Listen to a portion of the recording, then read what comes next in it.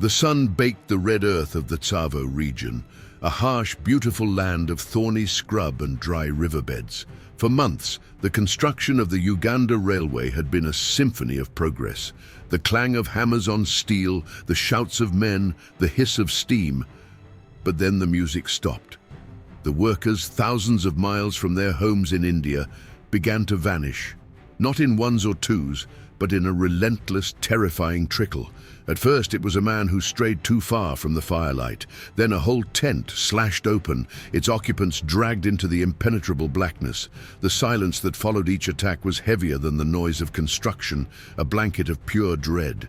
They were not killed by disease or accident, but by ghosts. Two massive, maneless lions, whose tawny coats became one with the dry grass, whose attacks were so silent and swift they seemed supernatural. They were not merely hunting for food, they were hunting for sport, defying the very presence of man in their domain. Panic became a contagion more virulent than any fever. Work ground to a halt. Men huddled together, their eyes wide with a fear that no wage could soothe. They built thorn-bush fences that looked formidable by day, but felt flimsy as paper in the consuming darkness. The lions leapt them or tore through them. They set great fires. The beasts simply circled beyond the light, their eyes reflecting the flames like malevolent coals. The man who answered the call was Colonel John Henry Patterson, an Irish engineer of formidable will. He saw not ghosts, but a problem of predation, a challenge to be met with cold steel and a colder nerve. He took to the hunt, spending nights perched in flimsy machans, platforms lashed to trees, over tethered goats or donkeys. He learned their patterns, or the lack thereof. They were cunning, these two. They would feint an approach from one side, only to strike from the opposite, their low, rumbling growls seeming to come from everywhere at once.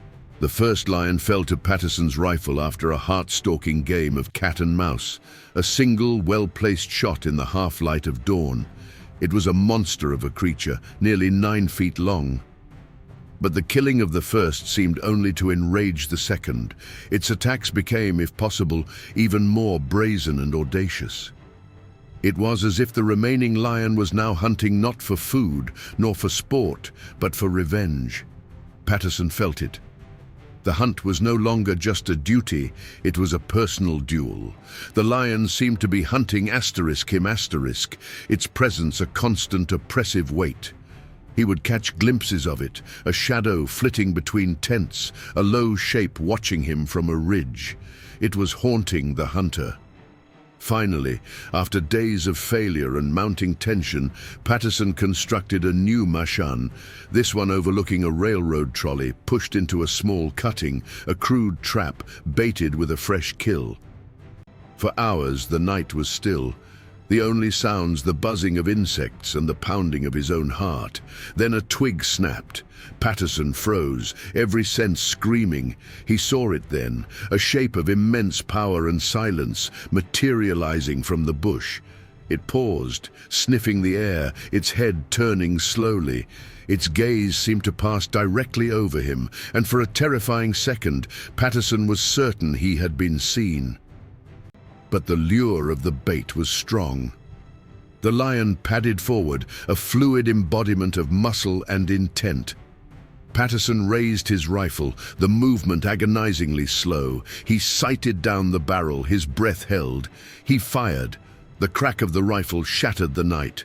The lion roared, a sound of pure, earth-shaking fury and pain, and vanished into the thicket. Dawn revealed a blood trail. Patterson and a handful of his bravest men followed it, a tense, fearful procession into the heart of the lion's domain. The trail led to a dense copse of thorn bushes. As they approached, a low, guttural growl erupted from within, a promise of violence. Patterson circled, his rifle ready. He saw the lion then, wounded but far from dead, gathering its haunches beneath it for a final, fatal charge. There was no fear in its eyes, only a blazing, ancient hatred. Patterson fired twice more. The great beast shuddered, its charge dying before it began, and collapsed into the dust. The silence that followed was different. The haunting was over. The railroad was built. But the legend of the Tsavo man-eaters and the man who hunted them was etched forever into the red earth of Kenya, a stark reminder of the thin line between progress and the primordial wild.